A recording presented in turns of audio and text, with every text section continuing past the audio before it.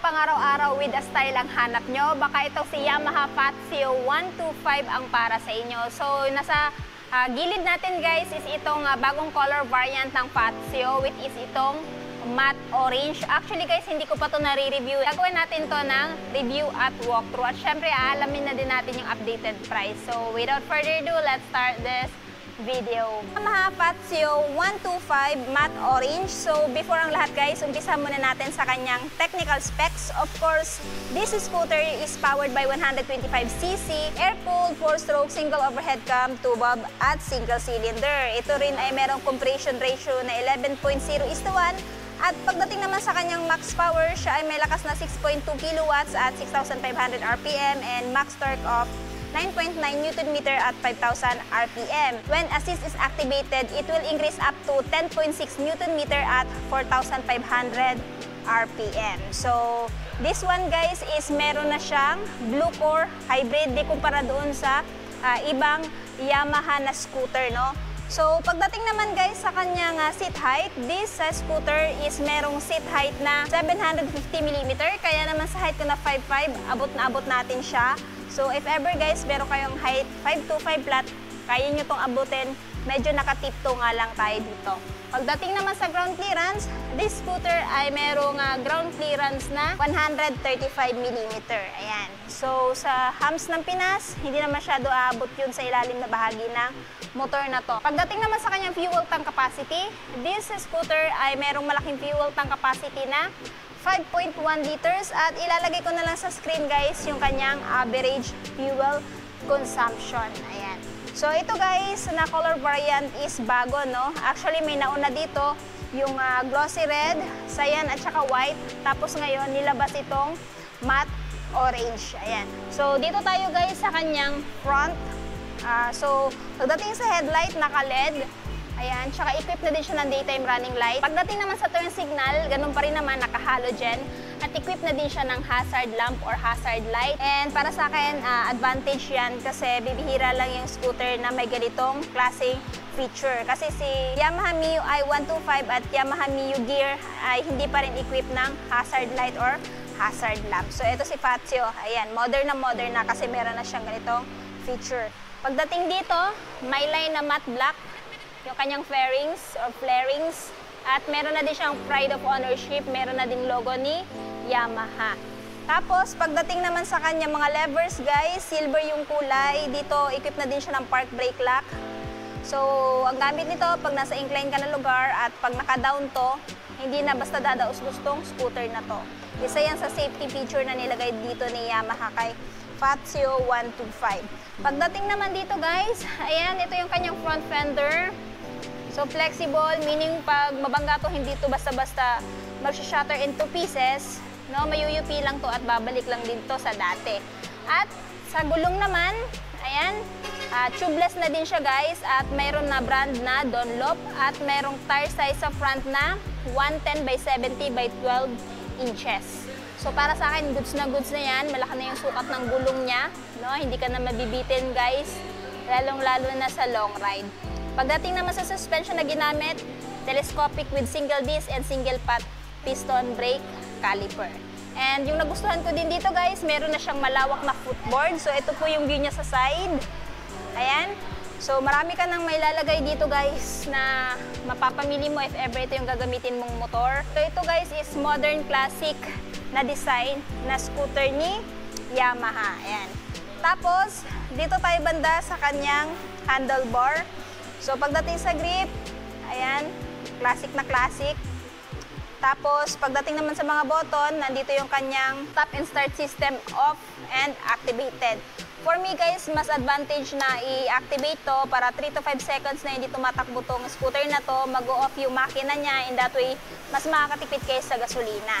And then, nandito yung hazard on, switch off, yung electric start, since wala na po siyang kickstart. So, dito naman sa left side, high beam, low beam, turn signal switch off, at yung kanyang horn.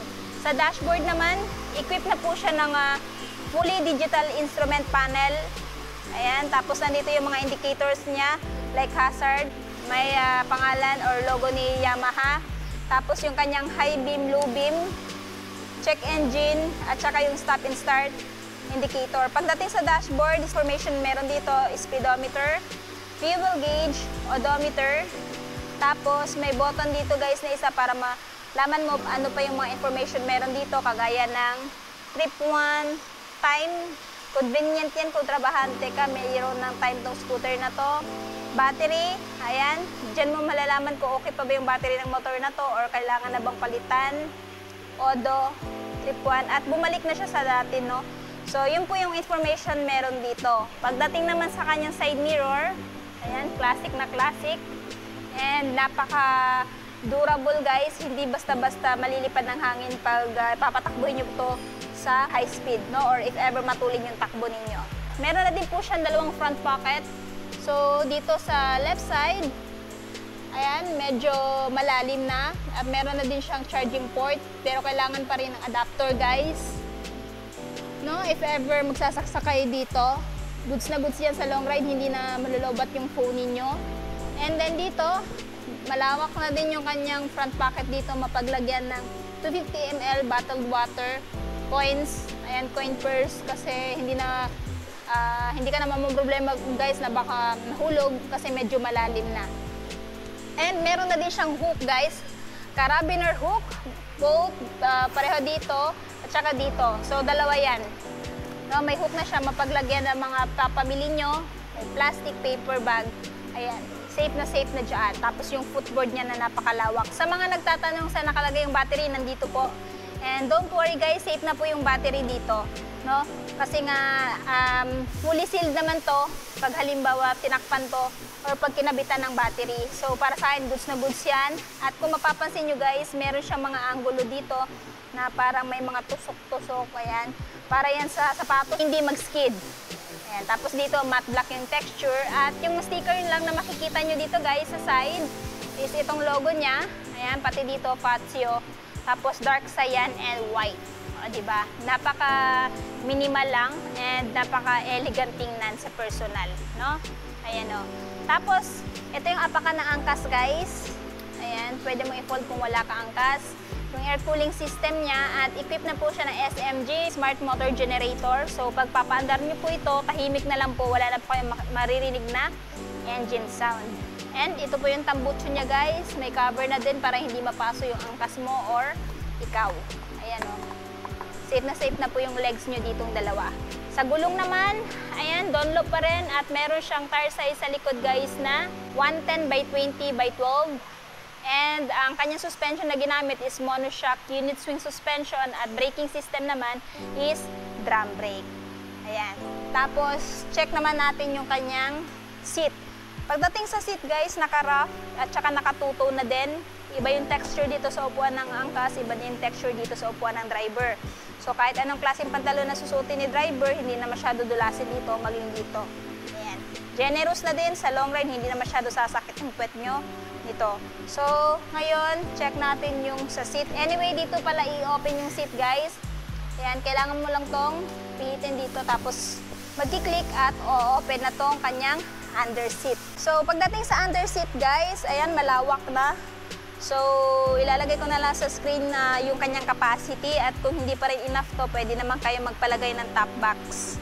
No? So, ito yung kinaganda dito kay Fazio. Mayroon na siyang malaking underseat at pwede pang palagyan ng top box. Tapos, may tools na din siya dito guys.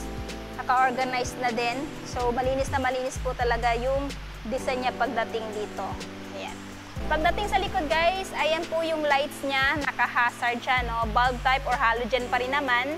Tapos, mapapansin nyo guys, napaka-elegant na din po ng design niya, no? Napaka-classic, yet modern yung design. Pagdating dito, naka-reflector na din guys for added visibility during your night ride.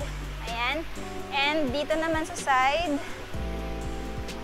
ayan guys, yung panggilid niya. Center stand, and pagdating dito sa side stand, meron na din siyang kill switch sa side stand. So meaning pag nakababa to, kahit anong klaseng pagpapaandar nyo dito sa motor na to, hindi yan aandar. Not unless nakaangat yan. So para sa akin, goods na goods yan, no? So, ayan yung itsura niya sa kabilang gilid. Ayan. So, ayun na nga guys, natapos na nga natin ikutan si Yamaha Patio 125. So, kung interested naman kayo dito sa motor na to guys, ito ngayon ay merong updated price na. Ayan, 93,900 if spot cash. Pero kung gusto nyo nahulugan, down payment is 7,000 at yung monthly sa 3 years na 4,400 at may rebates na 200. So, itong scooter na to guys, is available lamang dito sa Yamaha Bike Link Tagum. Anyway, lalagay ko na lang sa screen yung full address, maging yung phone number nila para po makapag-inquire kayo regarding sa scooter na to. Ayun na nga guys, natapos na nga natin ikutan si Yamaha Patio Matte Orange. Ano yung masasabi nyo sa scooter na to? Sulit pa ba siya sa presyo niya? At ano yung katangian niya kung bakit siya i-consider yung bilhin ngayong taon? At syempre kung bago pa lang kayo sa channel ko at hindi pa nakapag-subscribe, huwag kalimutan mag-subscribe para ma-notify kayo once may bago tayong upload. So yun guys, hanggang dito na muna tayo. Ride safe and peace out!